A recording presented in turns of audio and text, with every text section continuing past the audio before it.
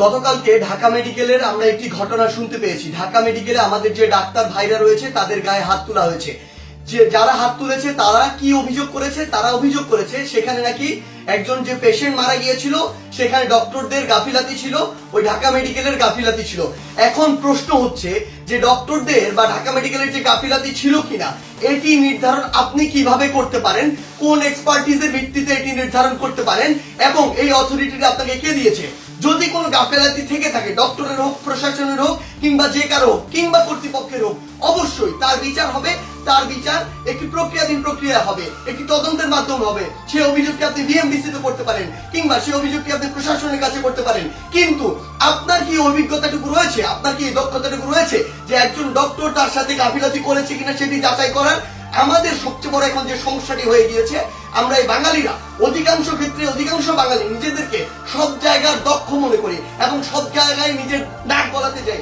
আপনি আমাকে একটি জিনিস বলুন, যে ডাক্তার 5 বছর ধরে এমবিবিএস পাস করলো, 1 বছর ইন্টার্ন করলো, এরপর বছর বছর ধরে বিভিন্ন ডিগ্রি নিল, পড়াশোনা করলো, তিনি একজন পেশেন্টকে যেভাবে ডিল করেন, তিনি পেশেন্টের ভিতরের এবং বাইরের বিষয়গুলো যেভাবে জানেন, যেভাবে ট্রিটমেন্ট করেন, আপনি কিভাবে মনে করেন আপনি সেই পড়াশোনা না করে শুধু বাইরে থেকে দেখে নিজের চোখে যা মনে হলো তা দেখে তাকে একটি নির্দিষ্ট রেজাল্ট দিয়ে দিচ্ছেন, একটি নির্দিষ্ট ব্লেম দিয়ে দিচ্ছেন?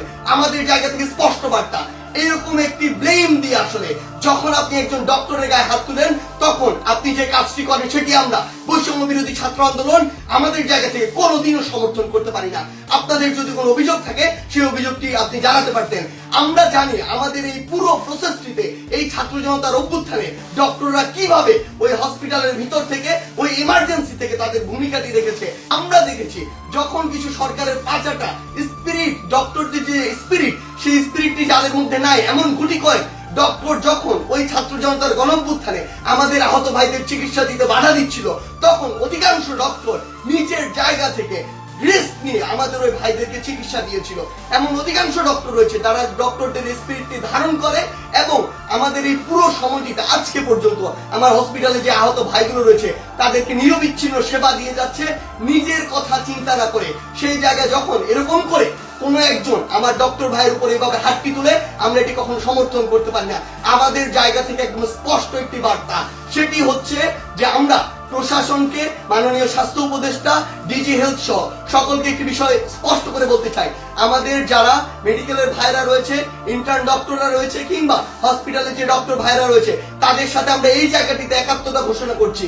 তাদের নিরাপত্তার সর্বোচ্চ ব্যবস্থা করতে হবে। তারা দিন রাত 24 ঘন্টা আমাদের জন্য কাজ করছে, অথচ কেউ একজন চাইলো আর একটা ব্লেম দিয়ে তাদের গায়ে এসে হাত দিয়ে দিল, এটি আমরা আমাদের জায়গা থেকে কখনো মানতে পারি না।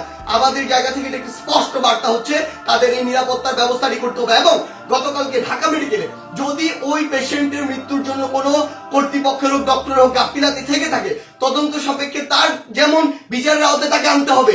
কিন্তু গতকালকে ওই আমার ডাক্তার ভাইয়ের গায়ে যে হাতটি তুলেছে, অপারেশন থিয়েটার থেকে বের হওয়া একজন ডক্টরকে, তার অবশ্যই দ্রুততম সময়ের মধ্যে তাকেও গ্রেফতার করে তাকেও বিচারের আওতায় আনতে হবে। আমাদের জায়গা থেকে স্পষ্ট একটি বার্তা, আইন নিজের হাতে তুলে নেওয়ার মতো অন্যায়টি যদি আপনি করেন তাহলে আপনার পক্ষে কোনোদিন আমাদের অবস্থান থাকবে না।